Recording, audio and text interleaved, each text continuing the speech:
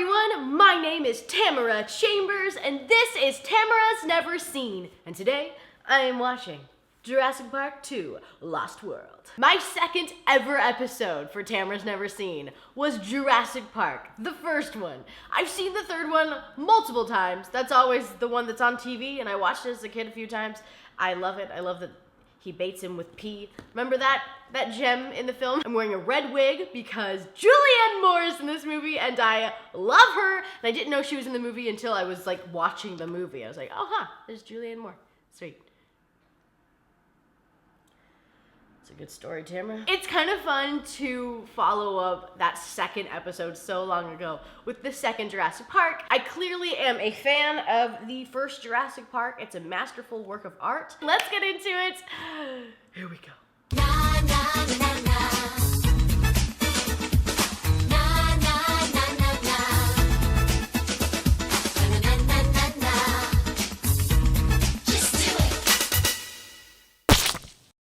Well, that was disappointing. Where was the magic?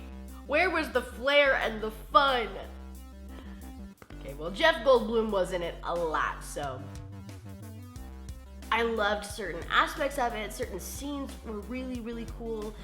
Then they would be ruined by like a 90s like weird trope. There's this really cool scene where raptors are coming in on Julianne Moore and Jeff Goldblum and his daughter, and you're like, oh man, how are they gonna get out of this crazy scenario? And then his daughter does some gymnastics. Thankfully, there were parallel bars in the middle of this industrial shed that they were in. I did gymnastics for 9 years and never did anything as interesting as that. I won a medal once. It was bronze. There were no dinosaurs. Anyways, it opens on a family who's at Jurassic Park, or they're at Site B of Jurassic Park.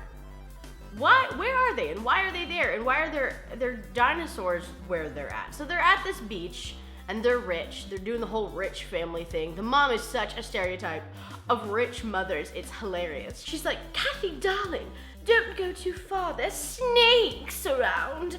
I'm like, Kathy, darling, don't eat that sandwich pooey. You'll ruin your supper, your appetite for prawns. Your favorite prawns. No 6-year-old likes prawns, lady. Get it together, Deidre. Then poor little Kathy died from dinosaurs. So her mom was, you know, at least correct in thinking that reptiles were dangerous for her 6-year-old daughter. Jeff Goldblum, though, throughout the film, warmed my heart in such an odd way, which he's just prone to do. He's so weird in his acting and so overdramatic, but it still feels real. He's very good. He says these hilarious lines, and he takes so much time. A thing that a lot of directors will say is take the air out of it. Like if you're really milking it for like some feeling, it's like that's not real. People don't like milk things for feeling when they're saying just a normal like go get the bread. They say go get the bread. They don't say go get the bread.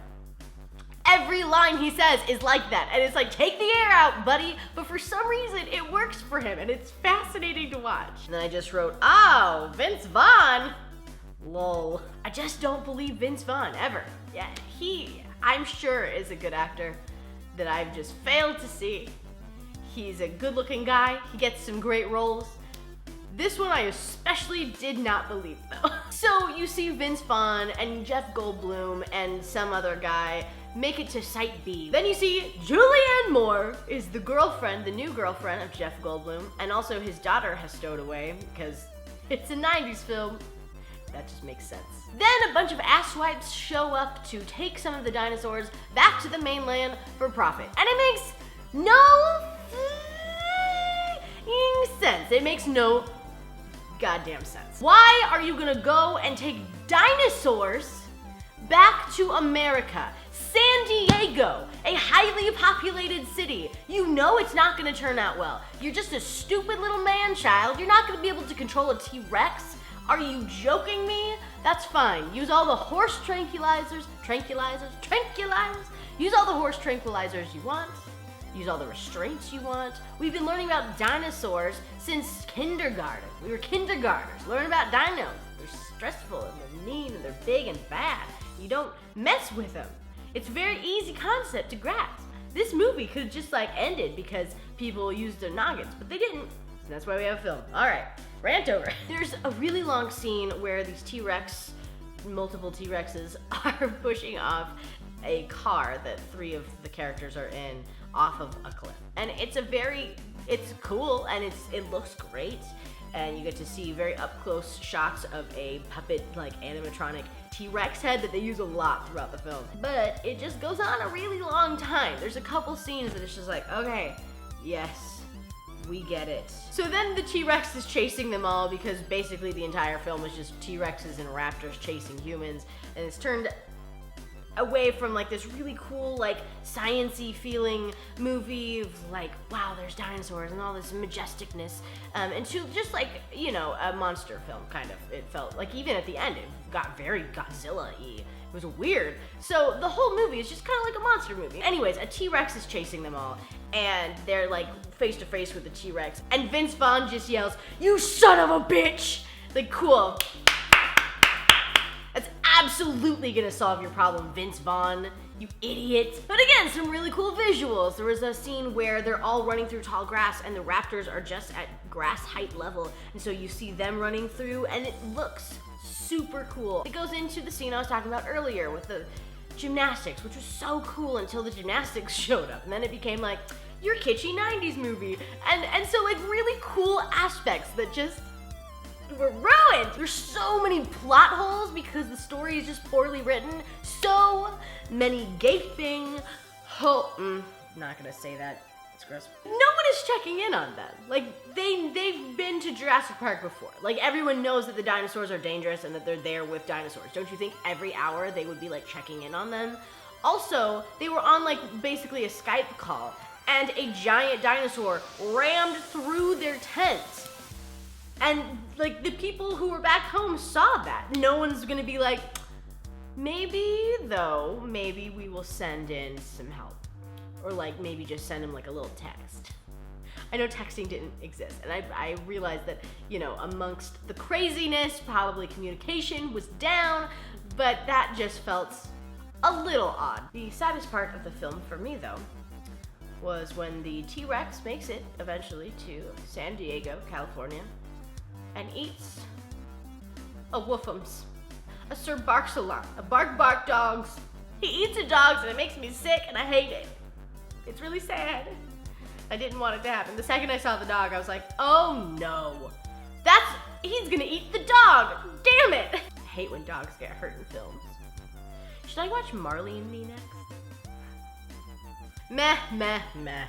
Yeah, that's where I'm at. I'm glad I'm reading through these and people don't seem to be completely disagreeing with me.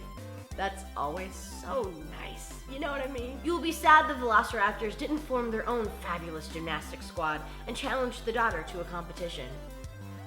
I didn't know that I was, but yeah, now that you say it, yes, I'm very sad about that. How did the ship's pilot get his hand bitten off?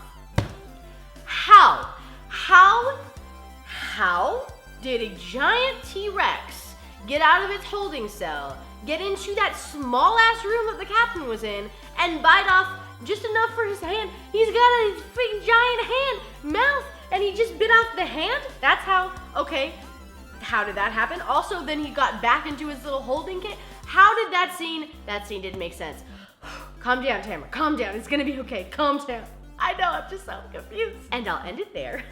It's really cool though to watch the second one, you know, a year and a half after the series started and kind of started with Jurassic Park. And it's just really cool. So thank you for still being here and watching with me. And I will see you all next week with Mighty Next. Bye. Oh God. Do a little hair flip, you know? Sweet. Bye.